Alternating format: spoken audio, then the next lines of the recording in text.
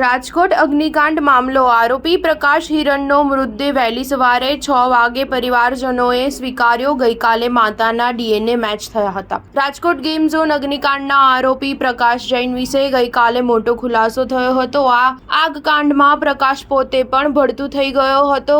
ગાંધીનગર એફએસએલમાંથી મળેલી માહિતી પ્રમાણે પ્રકાશ જૈનનું આ અગ્નિકાંડમાં મોત થયું છે। પ્રકાશના ભાઈ જીતેન્દ્ર હિરણે 27મી તારીખે રાજકોટ તાલુકા પોલીસ સ્ટેશનમાં અરજી આપી હતી અને પોતાનો ભાઈ ગુમ થયો હોવાનું કહ્યું હતું, જેના પછી પોલીસે તેની માતાના ડીએનએ લઈને ગાંધીનગર એફએસએલમાં ટેસ્ટ મોકલી આપ્યા હતા। ગાંધીનગર એફએસએલે કરેલા ટેસ્ટિંગમાં આ ડીએનએ પ્રકાશના ડીએનએ સાથે મેચ થતા હોવાનું ખુલ્યું હતું, જેના કારણે આ દુર્ઘટનામાં આરોપી પ્રકાશનું પણ મોત થયું હોવાનું સ્પષ્ટ થઈ ગયું છે। જો કે આજે આરોપી પ્રકાશ હિરણનો મૃતદેહ વહેલી સવારે 6 વાગે પરિવારજનોએ સ્વીકાર્યો છે। જ્યારે આગ લાગી ત્યારે પ્રકાશ ગેમ ઝોનમાં જ હાજર હતો અને આગ બુઝાવતો હોય તેવા સીસીટીવી સામે આવ્યા હતા। આ ઘટના બાદ પ્રકાશના કોન્ટેક્ટ નંબર સ્વિચ ઓફ આવતા હતા અને તેની કાર પણ ઘટના સ્થળે જ પડેલી હતી। 2 દિવસથી પ્રકાશનો કોઈ સંપર્ક ન થતા તેના ભાઈએ રાજકોટ તાલુકા પોલીસ સ્ટેશનનો સંપર્ક કર્યો હતો અને એક અરજી આપી પ્રકાશ લાપતા હોવાનું કહ્યું હતું। સ્ટાર ન્યૂઝ 7 હંમેશા સચ્ચાઈની સાથે।